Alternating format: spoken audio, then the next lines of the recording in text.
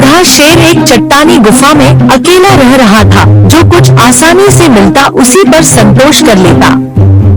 दूर जाकर शिकार करना उसके वश की बात नहीं थी। गर्मियों की बात है, एक लोमड़ी उससे मिलने उसकी गुफा पर आई। प्रणाम करती हूँ महाराज, आप इतने उदास क्यों दिखाई दे रहे हो? हर रोज एक जैसा भोजन करते करते मैं तंग आ गया हूँ। 1 साल हो गई है किसी जानवर का ताजा मांस खाए हुए। मैं किस मर्ज की दवा हूँ श्रीमान? अभी जंगल से किसी जानवर को लेकर आती हूँ। लोमड़ी जंगल में इधर उधर घूमने के बाद आखिर उसे एक गधा दिखाई दिया। उसके निकट जाकर लोमड़ी ने कहा, मैं तुम्हें ही सब जगह ढूंढ रही थी। क्यों क्या बात है? तुम जानते ही हो, हमारा राजा बूढ़ा हो गया है। अब वो अपनी जगह किसी और को राजा बनाना चाहता है। यह रुतबा वो तुम्हें देना चाहे।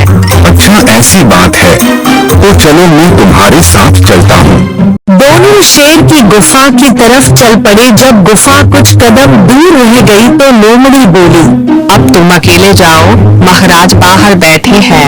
उन्हें देखते ही प्रणाम करो और गद्दी संभाल लो। गधा जैसे ही आगे बढ़ा, शेर उस पर झपट पड़ा। गधे ने अपनी पूरी ताकत से शेर को दूर धकेला और वहां से भाग खड़ा हुआ। आपने गधे को पकड़ा क्यों नहीं महाराज? मानता हूँ मेरी भूल है। क्या करूँ, मुझ में पहले जैसी चुस्ती फुर्ती नहीं है। ज्यादा दुखी ना हो, सूरज डूबने से पहले मैं फिर उस गधे को आपके पास लाकर दिखाऊंगी। लोमड़ी ने वही रास्ता पकड़ा जिधर गधा भागा। वह उसे एक नदी किनारे खड़ा नजर आया। क्या बात है? क्या कोई बिजली टूट पड़ी थी तुम पर, जो इस तरह भाग खड़े हुए? कहाँ का राजा, तुमने तो मुझे मौत के मुंह में धकेल दिया। जिके रहते तो राजा बन गए होते, वनराज तो तुम्हें गले लगा रहे थे। सोचो जरा, वे खाना चाहते तुम्हें तो क्या बच सकते थे तुम?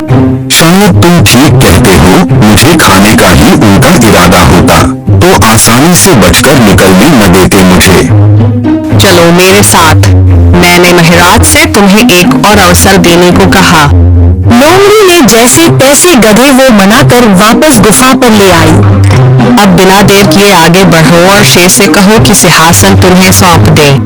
जैसे ही गधा गुफा पर पहुंचा तो शेर ने गधे को कसकर पकड़ लिया और मार दिया। नहीं सरकार नहीं, इसे आप मत खाएंगे। क्यों नहीं खाऊंगा? क्या राजा लोग इस ढंग से खाना खाते हैं? आपके शरीर पर खून लगा है। नदी पर जाकर पहले आपको नहाना धोना चाहिए। बात मानकर शेर नहाने चला गया। मौका मिलते ही लोमड़ी ने गधे का दिमाग को झटपट चट कर दिया। शेर जब लौटा तो उसकी आंखें चमक रही थी और उसका दिमाग ढूंढने लगा। इस गधे का दिमाग कहाँ है? किसका? आप सोचिए महाराज, यदि गधे में दिमाग होता तो एक बार मौत के मुंह से बचकर दोबारा उसी फंदे में क्यों फंसता?